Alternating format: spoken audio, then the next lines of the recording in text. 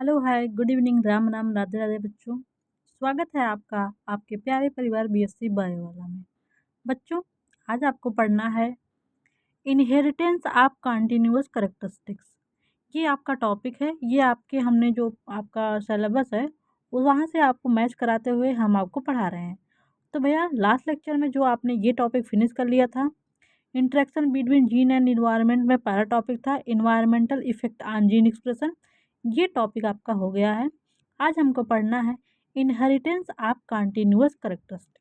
ठीक है बच्चा, आइए हम लोग पढ़ते हैं। देखिए, आप लोग हेडिंग देंगे इनहेरिटेंस ऑफ कंटीन्यूअस कैरेक्टरिस्टिक। सभी लोग हेडिंग दीजिए inheritance of continuous characteristic. Inheritance मतलब क्या होता है आपको पता होगा, मतलब किसी करेक्टर का वन जनरेशन से नेक्स्ट जनरेशन में लेके जाना। कंटिन्यूअस मतलब लगातार करेक्टरिस्टिक्स मतलब होता है किसी गुण का, किसी क्वालिटी का, किसी करेक्टर का। ठीक है ना? तो किसी करेक्टर का, किसी क्वालिटी का वन जनरेशन से नेक्स्ट जनरेशन में कंटिन्यूसली कैसे ट्रांसफ़र हो रहा है, इसको हम लोग यहाँ पे देखेंगे। देखिए, पहले हम थोड़ा सा भूमिका आपको बताएंगे। देखिए, आपने ये देखा था जब आपको हम मेंडल बता रहे थे, जब मेंडल आपको बताया जा रहा था तो आपने पढ़ा था, देखा था कि जो एक जीन था, जो वन जीन था, वो एक कैरेक्टर के लिए रिस्पॉन्सिबल था। आप बोलेंगे हाँ, हम देखा था हमने। ठीक है, हमने कहा ठीक है, आपने देख लिया। फिर आपने कहा हाँ मैम, देखा तो था, लेकिन जब आपने डेविएशन पढ़ा रहा था तो आपने बताया था हमको मल्टीपल एलिज्म, मतलब यहाँ पे मल्टीपल एलील, ढेर सारे एलील थे, मतलब दो या दो से अधिक एलील थे जो किसी कैरेक्टर को रेगुलेट कर रहे थे। तो यहाँ पे हमने आपको ब्लड ग्रुप के बारे में बताया था जो मल्टीपल एलिज्म का एग्जाम्पल था। ठीक है, तो जैसे मेंडल जब आपको बताया जा रहा था, वहाँ पे हमने एक जीन के लिए एक कैरेक्टर को बताया था। जैसे कि हमने बताया था आपका टाल सॉरी टाल जो ट्री था, टाल ट्री था, उसका जो जो ट्री था, इसका जीन कैपिटल टी था ना। जो मटर का प्लांट था, पी का, वो जो था, ये ट्री का ना, गलत होगा, ये जो टाल था, प्लांट था, हर्ब था। ठीक है, उसका जो जीन था टी था। ठीक है, उसमें आपने देखा था कैपिटल टी था, स्मॉल टी था ना, जो इसके गैमीट बन रहे थे। तो एक ही जीन थे, उसके दो अल्टरनेटिव थे। ठीक है, तो जो लंबाई वाला जीन था ना, जो लेंथ का जीन था, वो एक ही जीन था जो कैरेक्टर को रेगुलेट कर रहा था। फिर आपको जब हम दूसरा एग्जाम्पल पढ़ा रहे थे लॉ ऑफ इंडिपेंडेंट असॉर्टमेंट में, हमने आपको राउंड और रिंकल के बारे में बताया था, राउंड और रिंकल के बारे में बताया था। तो वहाँ भी जो राउंड शेप के लिए जीन था वो कैपिटल आर और स्मॉल आर, मतलब एक ही जीन था, इसके दो एलील थे। और जो रिंकल के लिए थे, जो सॉरी यहाँ पे राउंड और रिंकल ना, ठीक है, जो पहला था आपका टाल प्लांट, ड्वार्फ प्लांट था, उसमें जो लेंथ का जीन था, जो लेंथ के लिए जीन था, उसके लिए जीन था कैपिटल टी। ठीक है, सॉरी टी 3 था। ठीक है, अभी कैपिटल टी का ना गलत होगा। और जब हम आपको राउंड और रिंकल के बारे में बताया था, तो वो किसकी बात हो रही थी? सीड शेप था, जो सीड का शेप था उसके आधार पे, और जो सीड कोट का कलर था उसके आधार पे ये था। सीड कोट कलर कलर एक करेक्टर था, दूसरा करेक्टर था सीड शेप। तो सीड शेप के लिए आपका जो राउंड और रिंकल था, सीड कोट का कलर आपका ग्रीन या फिर येलो था। तो यहाँ पे आप देख रहे हैं किसी करेक्टर के लिए एक ही जीन रिस्पॉन्सिबल था। ठीक है, ऐसा हमने देख लिया है मेंडल में। ठीक है, तो उसी थियरी को एक बार हम आपको याद दिलाते हुए आगे बढ़ेंगे अपने टॉपिक के ऊपर। ठीक है, आप ध्यान देंगे कि हम हमेशा ही आपको पहले किसी टॉपिक को पढ़ाने से पहले भूमिका बनाते हैं। ठीक है, आपको प्रीवियस को रिकॉल कराते हैं, तो यहाँ भी वही किया जाएगा। देखिए, Mendel consider that a single factor over are gene. Mendel ने जीन को क्या बोला था? जो मेंडल थे, मेंडल सर ने जीन को क्या बोला था? फैक्टर। ये आपको याद रखना है। जीन टर्म किसने दिया था? आप बोलेंगे हाँ, जीन टर्म को जॉनसन नामक साइंटिस्ट ने दिया था। किसने दिया था? जॉनसन नामक साइंटिस्ट ने जीन टर्म को दिया था। पहले मेंडल जो जीन था उसको फैक्टर के रूप में यूज करते थे। ठीक है, तो मेंडल के अनुसार क्या था, जो एक जीन या फैक्टर है, वो एक सिंगल कैरेक्टर को कंट्रोल कर रहा है। मतलब कोई भी कैरेक्टर किसी एक सिंगल जीन के द्वारा कंट्रोल होता है। ठीक है, ट्रेट्स और phenotype, but there is some deviation, लेकिन यहाँ कुछ डेविएशन है। ठीक है, मेंडल के अनुसार एक जीन के लिए, जो एक जीन है बच्चा, जो एक जीन है उसके लिए एक मतलब ये एक कैरेक्टर को रेगुलेट कर रहा है। लेकिन मेंडल में डेविएशन है। डेविएशन क्या क्या है? It was later found that, बाद में यह पाया गया, क्या पाया गया बच्चा? इट फाउंड दैट जो वन जीन ना, एक जीन, एक जीन या फिर यूं कर लीजिए ऐसे है तो more than one gene, more than one gene एक करेक्टर को रेगुलेट करने लगे। मतलब एक से अधिक जीन किसी सिंगल करेक्टर को कैलकुलेट करने लगे या रेगुलेट करने लगे। इसका एग्जांपल हमने आपको पढ़ाया है प्लियोट्रॉफिक जीन। ठीक है, वो जीन क्या है? आपके प्लियोट्रॉफिक जीन है। और नेक्स्ट है यहाँ पे एक दूसरा डेविएशन देखने को मिला। अगला डेविएशन क्या देखने को मिला बच्चा? अगला डेविएशन ये देखने को मिला, सॉरी आपका थोड़ा सा वो दिक्कत हो गया था। कभी कभी क्या हुआ, मतलब किसी एक से अधिक मतलब एक जीन, कभी कभी क्या होता है,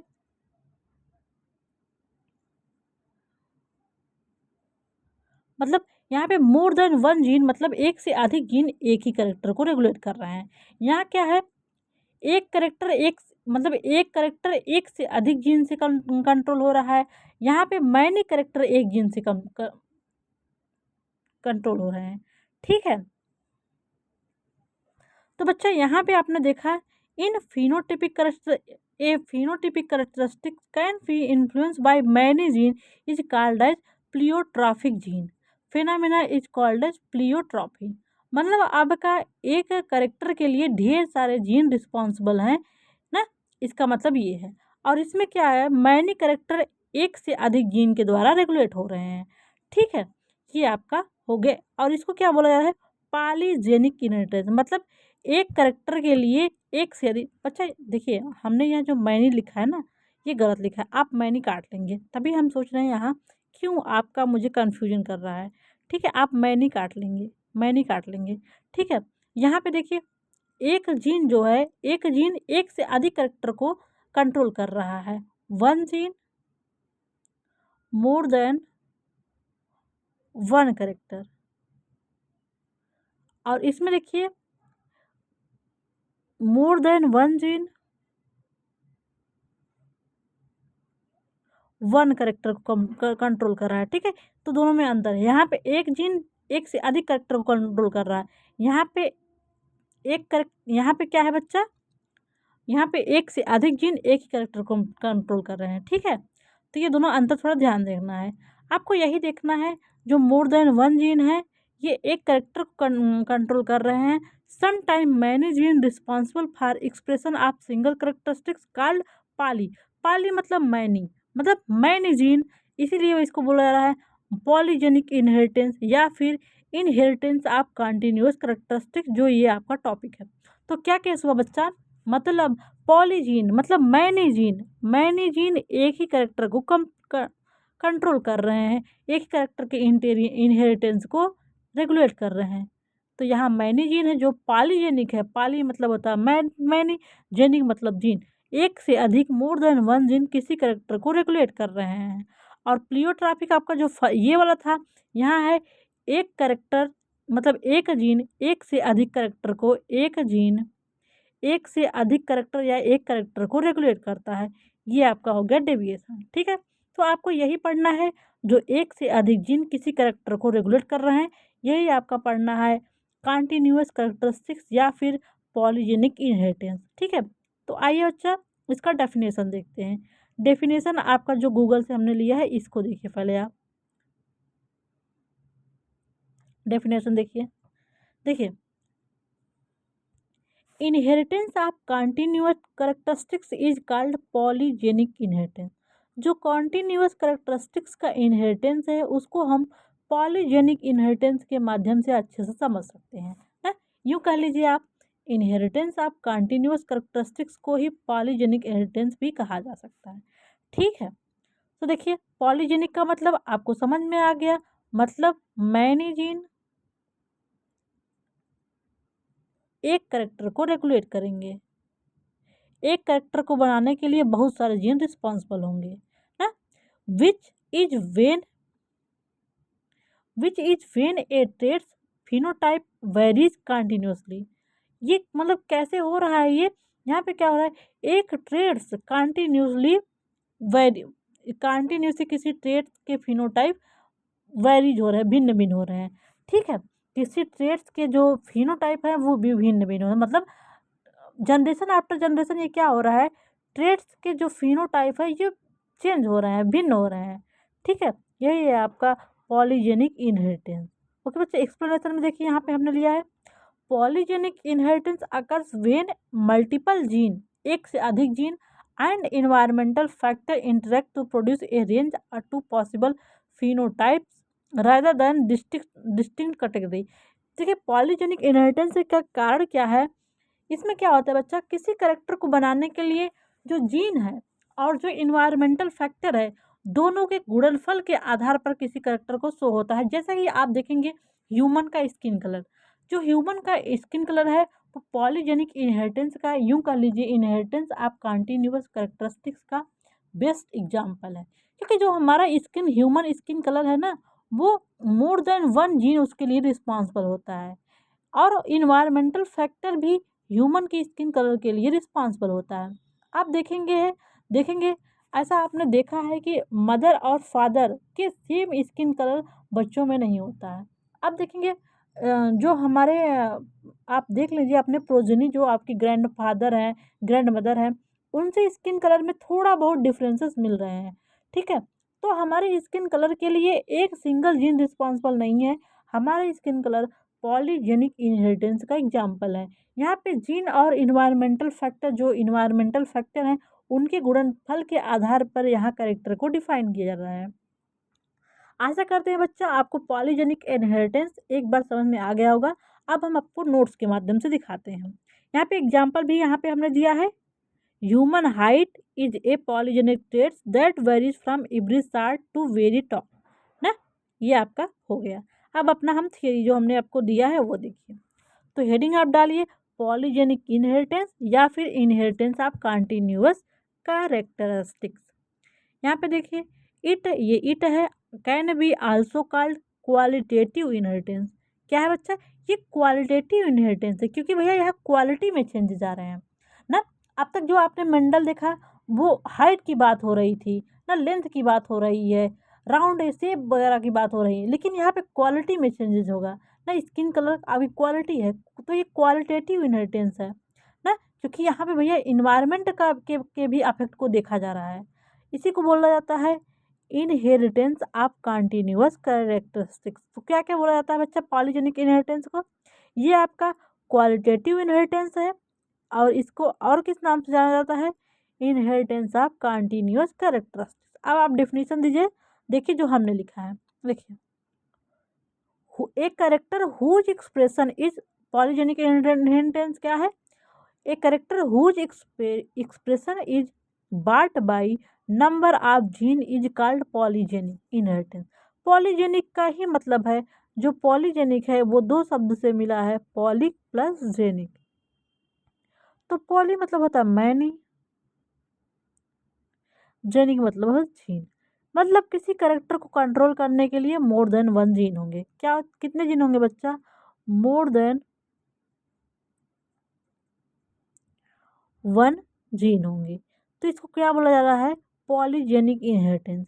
इसी को और क्या बोला जाता है, क्वालिटेटिव इनहेरिटेंस। और क्या बोला जाता है बच्चा, पॉलीजेनिक इनहेरिटेंस या फिर इनहेरिटेंस ऑफ कंटिन्यूअस कैरेक्टरिस्टिक्स। आशा करते हैं आपको डेफिनेशन अच्छे से याद हो गई। आगे चले। हाँ देखिए बच्चा, जो पहला कॉन्सेप्ट था पॉलीजेनिक इनहेरिटेंस का, first observe by Karl Router in tobacco. जो कार्ल राउटर भैया हैं, कार्ल राउटर हैं, उन्होंने टोबैको में पॉलीजेनिक इनहेरिटेंस को देखा। तो भैया किसने देखा बच्चा, एक बार आप नाम लिखिए, कार्ल राउटर। ये कार्ल राउटर भैया ने टोबैको में फर्स्ट टाइम पॉलीजेनिक इनहेरिटेंस को देखा इन्होंने। तो किसने देखा, आप बोलेंगे कार्ल राउटर ना, आर यहाँ पे छोटा लिखा गया, आप ध्यान देंगे, स्पेलिंग आपकी ये है, ठीक है बच्चा, ये आपकी स्पेलिंग है। तो कार्ल राउटर ने पॉलीजेनिक इनहेरिटेंस को टोबैको में देखा। The expression is due to cumulative effect of the gene. Cumulative मतलब साथ साथ। तो ये इफेक्ट पॉलीजेनिक करेक्टर का जो इफेक्ट होता है वो मैनी जीन के क्यूमुलेटिव इफेक्ट मतलब साथ साथ इफेक्ट के द्वारा होता है। यहाँ पे एक या एक से अधिक जीन इन्वॉल्व होता है और यहाँ पे भैया इन्वायरमेंटल फैक्टर के क्यूमुलेटिव इफेक्ट से किसी जीन का यहाँ पे एक्सप्रेशन होता है। ठीक है, to import example of polygenic in बच्चा यहाँ पे हमने इम्पोर्टेंट लिखा है ना, इम्पोर्टेंट है। ओके, हमने यहाँ पे डाट दे दिया है important. Two important example of polygenic inheritance are kernel colour in wheat and human skin. Kernel colour in wheat, जो व्हीट का कर्नल कलर होता है, और देखिए जो कर्नल कलर इन मेज, कर्नल कलर इन मेज, ये आपका एक एग्जाम्पल हो गया। नेक्स्ट एग्जाम्पल आपका है, नेक्स्ट एग्जाम्पल है बच्चा ह्यूमन स्किन कलर।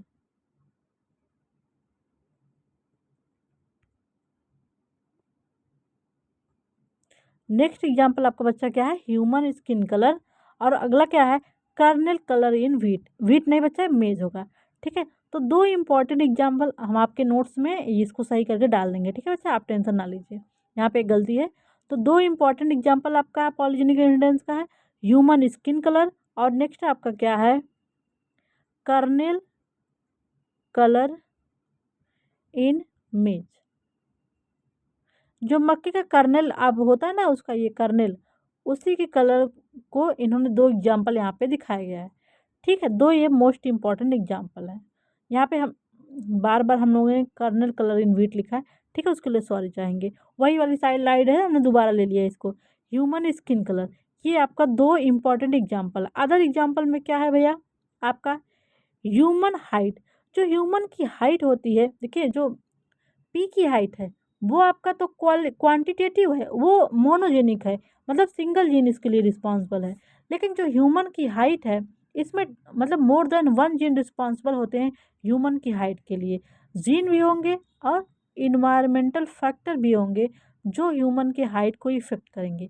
जीन कितना भी अच्छा हो, अगर अच्छी इन्वायरमेंट में नहीं, environment in the sense baby जो है उसको अच्छा से फूड नहीं मिल रहा है, प्रोटीन नहीं मिल रहा है, कार्बोहाइड्रेट नहीं मिल रहा है, विटामिन नहीं मिल रहा है, तो उसकी ग्रोथ अच्छी नहीं होगी, कितना भी उसके पास अच्छी जीन क्यों ना हो। ठीक है, तो भैया जो ह्यूमन हाइट है और ह्यूमन की आई कलर है, ये भी आपका पॉलीजेनिक इनहेरिटेंस का एग्जाम्पल है।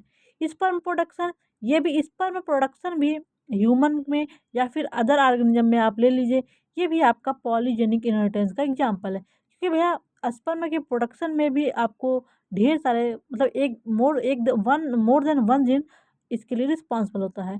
जो आईक्यू है ये भी आपका पॉलीजेनिक इनहेरिटेंस का एग्जाम्पल है। इसलिए कभी कभी आपने देखा है कि माँ बाप अगर उनका आईक्यू ज़्यादा है, ऐसा नहीं है कि बच्चे का भी आईक्यू ज़्यादा होगा। ये भी देखा गया है कि बच्चे का आईक्यू माँ बाप के वजह से ज़्यादा है, तो ये पॉलीजेनिक इनहेरिटेंस का एग्जाम्पल है। अब जीन से कितना भी अच्छा आईक्यू ना आया हो, अगर बच्चे को अच्छा इन्वायरमेंट नहीं मिल रहा है पढ़ने लिखने के लिए, ठीक है, उसकी बॉडी की अच्छी ग्रोथ नहीं हो रही है, तो उसका आईक्यू अफेक्ट होगा, मतलब उसका मेंटल डेवलपमेंट सही से नहीं होगा अगर उसको अच्छा इन्वायरमेंट नहीं मिला है। जो एक की साइज है और एक प्रोडक्शन है, ये भी आपका पॉलीजेनिक इनहेरिटेंस का एग्जाम्पल है। मिल्क प्रोडक्शन इन एनिमल, ये भी आपके पॉलीजेनिक इनहेरिटेंस का एग्जाम्पल है। Fruit size and fruit shape भी, ये भी आपका पॉलीजेनिक इनहेरिटेंस का एग्जाम्पल है। तो इतने ढेर सारे हमने एग्जाम्पल आपको बताए हैं, उसमें से मेन आपका जो कर्नल कलर इन मेज, ये आपका इम्पॉर्टेंट है, कोई नहीं कहेगा गलत लिखा गया है, सही कर लीजिए, नोट्स में आपको सही से दे दिया जाएगा।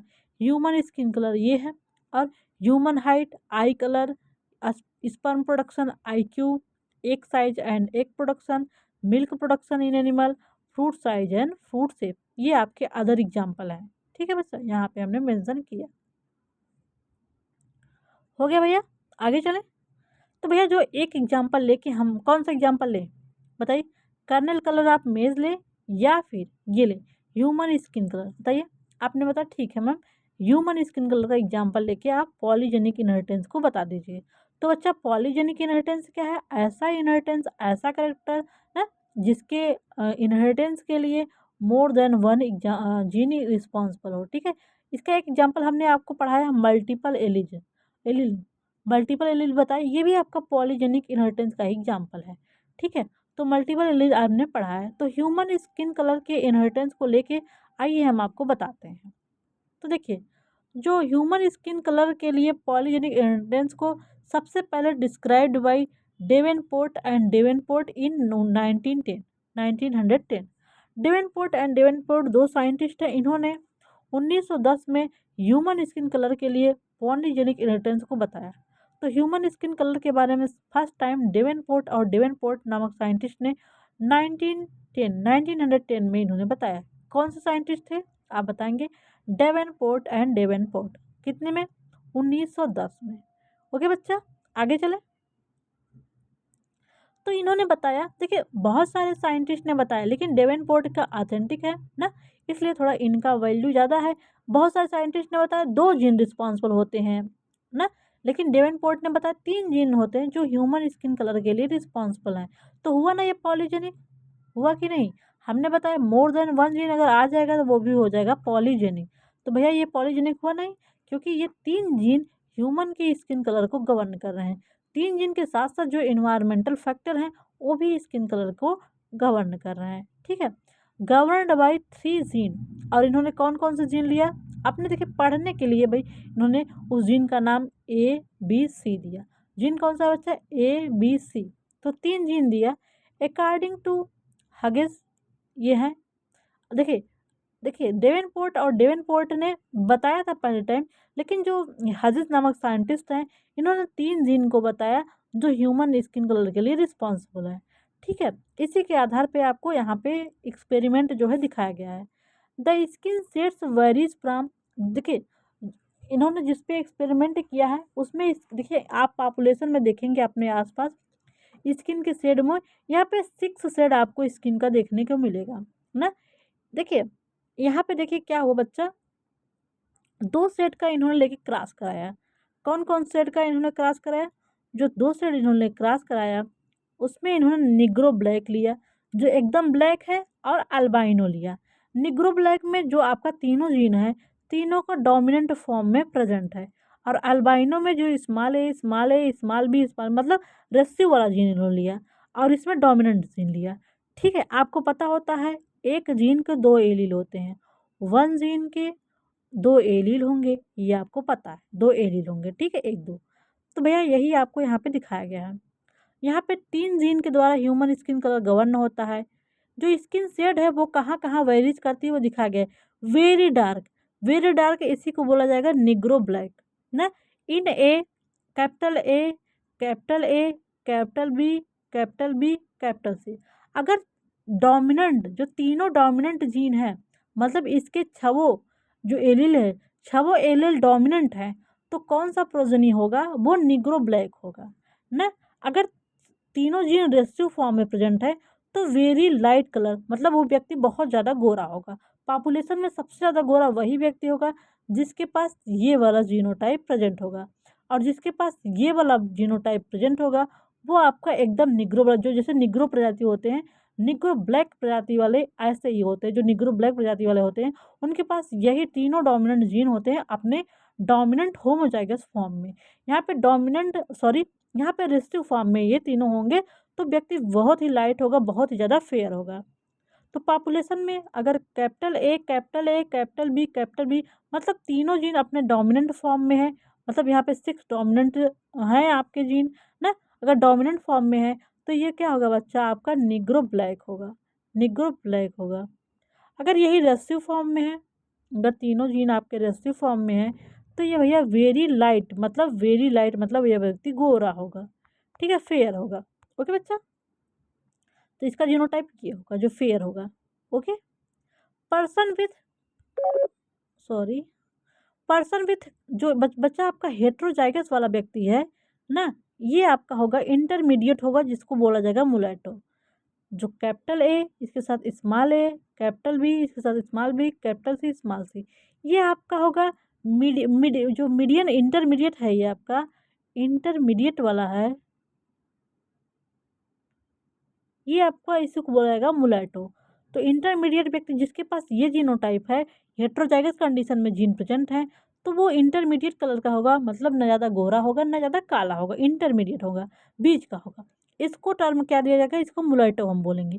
अभी जब हम आपको ये ग्राफ के माध्यम से दिखाएंगे तब ये सारे आपको एक साथ देखने को मिलेगा। तो बच्चा यहाँ पे 6 कॉम्बिनेशन आपको देखने को मिलेंगे।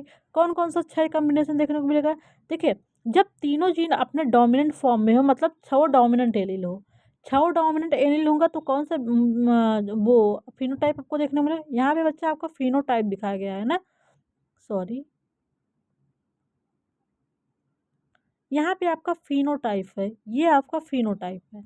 तो अगर 6 डोमिनेंट जीन है आपका, हमने यहाँ 6D से मतलब है डोमिनेंट, डी से मतलब यहाँ पे डोमिनेंट बोला गया है बच्चा। अगर 6 डोमिनेंट जीन है तो वो व्यक्ति निग्रो ब्लैक होगा। 5 डोमिनेंट मतलब ये वाला जीन, या फिर यूं कर लीजिए आपका बी वाला ही स्मॉल वाला हो, मतलब यहाँ पे 5 डोमिनेंट हो, कोई सा भी 5 डोमिनेंट जीन हो, तो ये कैसा व्यक्ति होगा? ये देखिए, ये आपका वेरी डार्क है, इसी को निग्रो ब्लैक बोलते हैं। ये क्या होगा? डार्क। ये आपका वेरी डार्क था, ये डार्क था।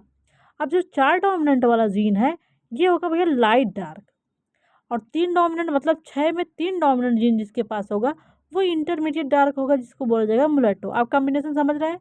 जब 6 डोमिनेंट जीन होंगे तो आपका वो होगा निग्रो ब्लैक या वेरी डार्क ना। अगर 5 डोमिनेंट जीन होंगे मतलब 5 डोमिनेंट एलील होंगे, वो डार्क कलर का होगा ना, लाइट डार्क। 4 डोमिनेंट जीन होगा। अगर 3 डोमिनेंट जीन है मतलब ये वाला आपका हेट्रोजाइगस कंडीशन में है, तब ये आपका क्या होगा बच्चा? मुलेटो होगा, intermediate dark colour. 2 dominant gene वाला क्या होगा आपका? फेयर होगा। और 1 डोमिनेंट जीन वाला वेरी फेयर होगा।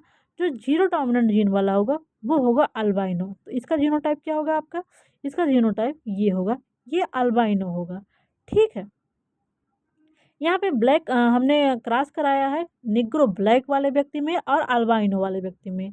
डोमिनेंट और रिसेसिव करेक्टर में भैया जैसे हमेशा क्रॉस कराया जाता है मेंडल की तरह, वैसे आपका यहाँ पे क्रॉस हुआ है। ठीक है, तो यहाँ पे गैमिट कौन कौन से बनेंगे? तो यहाँ पे gamete capital A, capital B, capital C, ये आपका गैमिट है। और कैपिटल स्मॉल ए, स्मॉल ए, स्मॉल ए, स्मॉल बी, स्मॉल सी, ये आपका गैमिट है। यहाँ पे गैमिट शो किया है। इनके बीच में क्रॉस हुआ तो जो F1 जनरेशन में है सभी के सभी मुलेटो मिले ना, मुलेटो मिले मतलब ये वाला जीनोटाइप आपको मिला, सभी के सभी आपके मुलेटो मिले F1 जनरेशन में। अब भैया F1 जनरेशन के हमको क्या कराना है? सेल्फिंग करवाना है। सेल्फिंग करवाने पे आपको 64 टाइप के आपको पूरा 64 आपको मिलेंगे प्रोडक्ट। यहाँ पे देखिए गैमिट, अब इनके गैमिट कैसे बनाएंगे? जो आपका ये जीनो टाइप है इससे गैमिट कैसे बनते हैं? देखिए बच्चा, आपको गैमिट बनाने का हम आसान से तरीके बताए हैं, यहाँ देख लीजिए आप। जैसे देखिए, ये ए है, बी है, सी है, एक मिनट, आपका जीनोटाइप ए बी सी है, इसी का आपका गैमिट बनाना है ना। ना आपका ये था ना, इसी में कितने आपको गैमिट बनेंगे ना। तो देखिए, पहले आपका ए वाला लिख लीजिए, फिर स्मॉल ए वाला, फिर यहाँ कैपिटल बी रख दीजिए, स्मॉल बी रख दीजिए, फिर यहाँ कैपिटल सी रख दीजिए, स्मॉल सी रख दीजिए, यहाँ भी आप कैपिटल सी रख दीजिए, स्मॉल सी, ऐसे कैपिटल भी रख दीजिए, स्मॉल भी रख दीजिए, कैपिटल सी रखिए, small C, capital C, small सी। अभी वहाँ उसको अलग पेज बताएंगे। ठीक है, यहाँ पे जैसे हमने आपको बताया है, पहले हमने कैपिटल ए रख दिया, फिर यहाँ कैपिटल भी रख दिया, फिर यहाँ स्मॉल भी रख दिया। ठीक है, यहाँ सी रख दिया, यहाँ सी। अब देखिए, एक ये गैमेट हो गया, फिर एक ये गैमेट हो गया, फिर उसके बाद एक ये होगा, फिर यहाँ भी हम कैपिटल सी स्मॉल सी लिखेंगे। ठीक है सॉरी। तो आप गैमेट मिलेंगे, देखिए यहाँ से capital A, capital B, capital C, ये गैमेट। फिर capital A, capital B, small C, दूसरा gamete. Capital B, small B, capital C, तीसरा gamete. Capital B, small B, small C, चौथा गैमेट। ठीक है, ऐसे ये स्मॉल ए वाला, capital small small A, capital B, capital C. ठीक है, small A, capital B, small सी, ये हुआ आपका। और अब स्मॉल ए, small B, capital C, small ए, स्मॉल बी, स्मॉल सी, ये आपके 8 आपको गैमेट देखने को यहाँ पे मिल गए हैं। ठीक है, किससे 8 गैमेट मिले? जो आपका कैपिटल ए स्मॉल ए है, capital B capital C small C, इसे आपको 8 गैमेट देखने को मिले, 8 टाइप के गैमेट आपको देखने को मिले। अब इन 8 गैमेट में आपको मेल और फीमेल में आपको सेल्फिंग कराना है, तो आपको टोटल 64 कॉम्बिनेशन देखने को मिलेंगे। जब आप सेल्फिंग कराएंगे तो आपको टोटल 64 कॉम्बिनेशन देखने को मिलेंगे। और इसका जो F2 जनरेशन का जो फिनोटिपिक रेशियो आपको देखने को मिलेगा 1:6:15:20:15:16:1। ठीक है, ये आपको कॉम्बिनेशन देखने को मिलेगा। एक बार फिर से देखिए आप, देखिए जैसे 9:3:3:1 देखने को मिलेगा ना ना, लेकिन यहाँ पे आपका ये डाई हाइब्रिड क्लास का है। जब ट्राई हाइब्रिड क्लास का हम रेशियो आप देखेंगे तो यहाँ पे आपको 1:6:15:20:15:16:1 ये आपका रेशियो को देखने को मिलेगा। 1 क्या है आपका, 1 होगा जिसके पास 6 डोमिनेंट है, मतलब निग्रो ब्लैक। तो वन वन जो वन व्यक्ति होगा, वन इंडिविजुअल होगा, उसमें निग्रो ब्लैक होगा। ठीक है, 64 कॉम्बिनेशन में जो एक होगा वो आपका निग्रो ब्लैक होगा।